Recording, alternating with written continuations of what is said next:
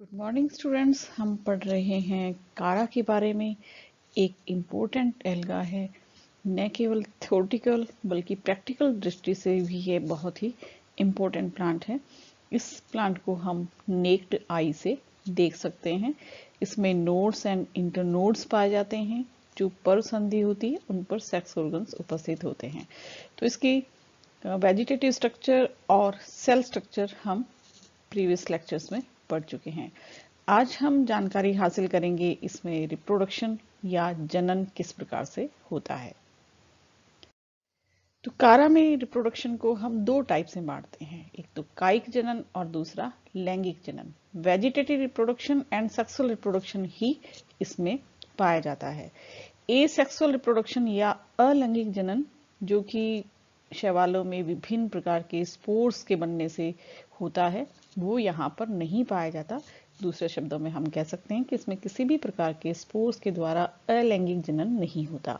तो asexual reproduction completely absent होता है, जैसे कि ब्रायोफाइटा में होता है।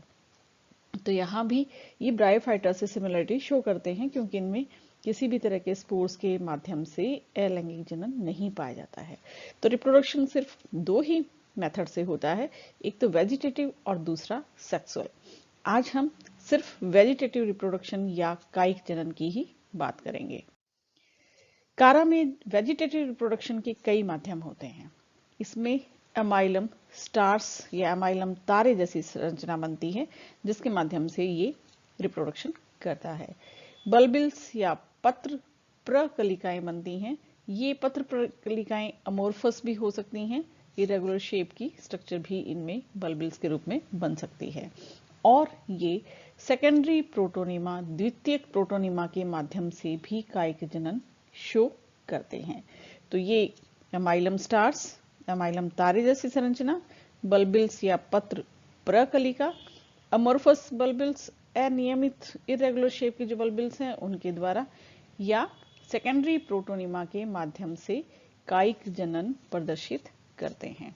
तो वन बाय वन हम इनको डिस्कस करेंगे। सबसे पहला है एमाइलम स्टार्स, एमाइलम तारे जैसी संरचना। इस पिक्चर में हमें स्टार शेप्ड स्ट्रक्चर दिखाई दे रही है, इसलिए इसका ये नाम स्टार्स रखा गया है। एमाइलम स्टार्च इनमें भरा रहता है, तो इनके अंदर स्टार्च, एमाइलम स्टार्च की जो टाइप है वो पाई जाती है। स्टार शेप्ड होते हैं, एमाइलम स्टार्च इनमें भरा रहता है, इसलिए इनको एमाइलम स्टार्स कहा जाता है। These are star-shaped aggregation of cells developed on the lower nodes of the main axis. तो ये स्टार शेप्ड हैं, तारेनुमा आकृति के हैं, कोशिकाओं का समूह है। कहाँ पर डेवलप होता है, कहाँ पाया जाता है कि मुख्य अक्ष की जो निचली परसंधियां हैं उनके अंदर इस तरह स्टार शेप्ड स्ट्रक्चर बन जाती हैं, जिन्हें अमाइलम स्टार्स कहा जाता है। तो पहली टाइप हम पढ़ते हैं वेजिटेटिव रिप्रोडक्शन की, एमाइलम तारे के द्वारा। तारे जैसी संरचना है, एमाइलम स्टार्च इनमें भरा रहता है। कोशिकाओं का ये एक समूह है जो कि निचली परसंधि पर बनता है। These cells are full of amylum starch, तो इसलिए इनका नाम एमाइलम स्टार्स रखा गया है। The detached amylum star grew into a new plant. जब ये पेरेंट प्लांट से पृथक हो जाती हैं तारेनुमा आकृतियां, तब ये नए प्लांट को डेवलप कर देती हैं, इसलिए इन्हें वेजिटेटिव रिप्रोडक्शन का माध्यम माना गया है। तो फर्स्ट टाइप है एमाइलम स्टार्स के द्वारा वेजिटेटिव रिप्रोडक्शन। सेकंड है बल्बिल्स या पत्र प्रकलिका। छोटी क्लासेस में आपने पढ़ा होगा, बल्ब जैसी संरचनाओं में स्टोर्ड फूड एकत्रित हो जाता है, जिसे हम बल्ब कहते हैं। तो उसी बल्ब जैसी संरचना बल्बिल्स या पत्र प्रकलिकाएं कहलाती हैं, जो कि कायिक जनन करती हैं। तो यहाँ कारा में भी स्मॉल बर्ड लाइक आउटग्रोथ, अतिवृद्धियां निकलती हैं कलिकाओं जैसी, और ये कहाँ डेवलप हो सकती हैं, राइजोइड्स पर भी पाई जा सकती हैं और मुख्य अक्ष में भी देखी जा सकती हैं। तो छोटी छोटी बर्ड लाइक अतिवृद्धियां उत्पन्न होती हैं राइजोइड्स में, जैसे कि कारा आस्पेरा जो स्पीसीज है उसकी राइजोइड्स में हम इन बल्बिल्स को देख सकते हैं। कारा बाल्टिका में ये मुख्य अक्ष की निचली परसंधियों में पाई जाती हैं, इन्हें हम स्टेम बल्बिल कह सकते हैं। तो बल्बिल्स को हम बांट सकते हैं रूट बल्बिल और स्टेम बल्बिल। रूट बल्बिल यानी राइजोइड्स पर पाई जाने वाली मूलाभासों पर जो बल्ब जैसी स्ट्रक्चर बनती हैं, पत्र प्रकलिकाएं पाई जाती हैं, वो रूट बल्बिल कहलाती हैं। यदि ये मुख्य अक्ष पर बनती हैं तब हम इसे स्टेम बल्बिल कहते हैं। कारा आस्पेरा में हम रूट बल्बिल देख सकते हैं। कारा बाल्टिका जो स्पीसीज है उसके अंदर हम स्टेम बल्बिल देख सकते हैं। The bulbils are perennating bodies which carry on vegetative propagation. तो ये पेरिनेटिंग बॉडीज हैं। पेरिनेशन का मतलब होता है जब विपरीत परिस्थितियां होती हैं तब उस प्लांट को जीवित रखने का काम ये संरचनाएं करती हैं। तो इस तरह की संरचनाएं इन बल्बिल्स को माना जा सकता है। These detach from the parent cell and grow to form a new plant. ये पेरेंट सेल से, पेरेंट प्लांट से पृथक हो जाती हैं और नया प्लांट बनाती हैं। यहाँ हम देख सकते हैं कि बल्बिल का फॉर्मेशन किस तरह से हो रहा है। ये इस तरह से इसमें डिवीजन होता है। यहाँ से ये बल्ब जैसी संरचनाएं इससे पृथक हो जाती हैं। ये प्लांट से डिटैच हो जाती है और नया प्लांट उत्पन्न कर देती है।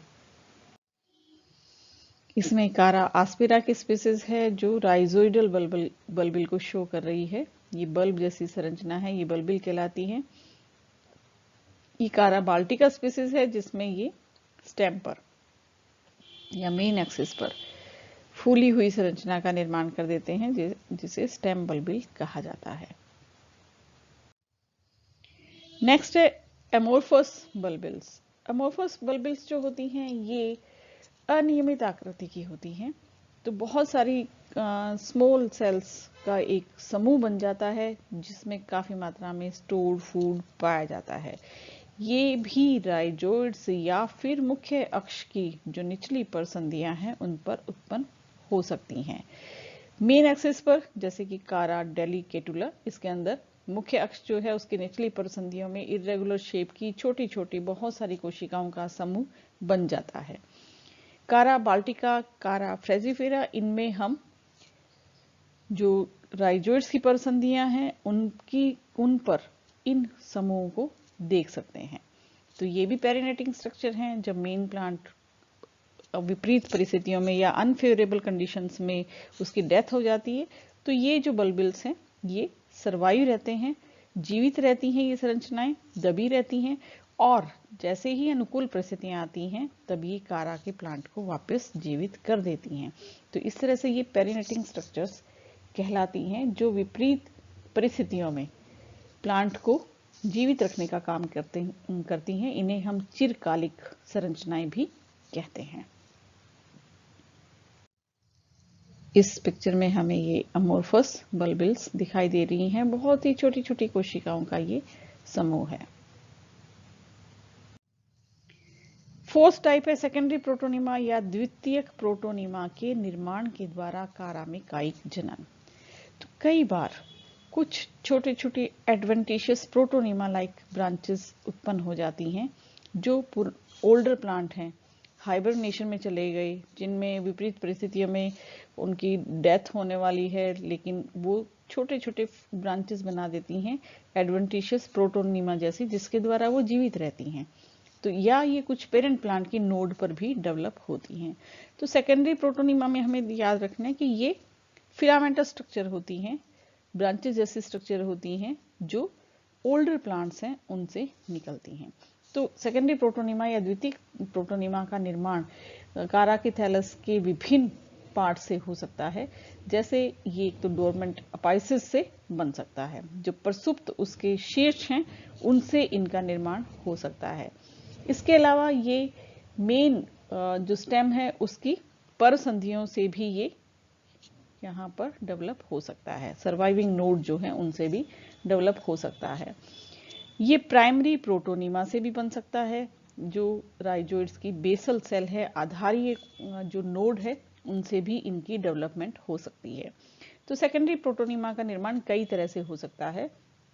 प्राइमरी प्रोटोनिमा से बन सकते हैं, ये जो प्रसुप्त शीर्ष हैं उनके द्वारा, डोरमेंट अपाइसिस के द्वारा बन सकते हैं, या मेन एक्सिस की जो नोड है उनके द्वारा भी, जो सर्वाइविंग नोड्स हैं, जो उनमें सर्वाइव करने वाली जो परसंधियां हैं, उनसे भी इनका निर्माण हो जाता है। ये सेकेंडरी प्रोटोनिमा भी प्राइमरी प्रोटोनिमा की ही तरह नए प्लांट की उत्पत्ति करते हैं। अब हम पिक्चर में देखते हैं प्राइमरी प्रोटोनिमा किस प्रकार से नया प्लांट बनाता है। तो ये प्राइमरी प्रोटोनिमा तो कब बनता है, जब जाइगोट का अंकुरण होता है। तो ये जाइगोट इसमें अंकुरित हो रहा है। यहाँ पर इस जाइगोट में से अंकुरण के बाद ये जो फिलामेंटस स्ट्रक्चर बन रही है, जाइगोट में अंकुरण से प्रोटोनिमल स्ट्रक्चर बनती है। ये जो थ्रेड लाइक स्ट्रक्चर है, फिलामेंट लाइक स्ट्रक्चर, ये कहलाती है प्रोटोनिमा। और इस प्रोटोनिमा की जो लोअर नोड है, सबसे निचली परसंधी है, उससे ये कारा का मेन प्लांट उत्पन्न हो रहा है। तो एक फिलामेंटस स्ट्रक्चर बनती है जिसे प्रोटोनिमा कहते हैं, और ये प्रोटोनिमा ही कारा के मेन प्लांट को उत्पन्न करता है। तो प्राइमरी प्रोटोनिमा हो चाहे सेकेंडरी प्रोटोनिमा हो, इनसे इसी तरह से कारा के प्लांट की उत्पत्ति होती है। तो ब्रायोफाइटा में प्रोटोनिमा जैसी स्ट्रक्चर बनती है, जिसे हम यहाँ एल्गी या शैवाल जो कि कारोफाइसी के सदस्य हैं उनमें देखा जा सकता है। तो चार तरह के माध्यम से, चार तरह की टाइप से हम कारा के अंदर कायिक जनन देखते हैं। बल्बिल्स के द्वारा, अमाइलम स्टार्स के द्वारा, अमोर्फस बल्बिल्स के द्वारा और सेकेंडरी प्रोटोनिमा के द्वारा। बल्बिल्स और अमोर्फस बल्बिल्स जो है उनमें थोड़ा सा बेसिक डिफरेंस आप पिक्चर के माध्यम से समझ सकते हैं कि वो दोनों ही राइजोइड और स्टेम इन पर उत्पन्न होते हैं, लेकिन जो अमोर्फस होते हैं वो अनियमित प्रकार की संरचनाएं, बहुत छोटे छोटे जो इस तरह की संरचनाओं का जो ग्रुप है उसे हम अमोर्फस बल्बिल्स कह देते हैं। तो ये था कारा में कायिक जनन। That's all. Thank you.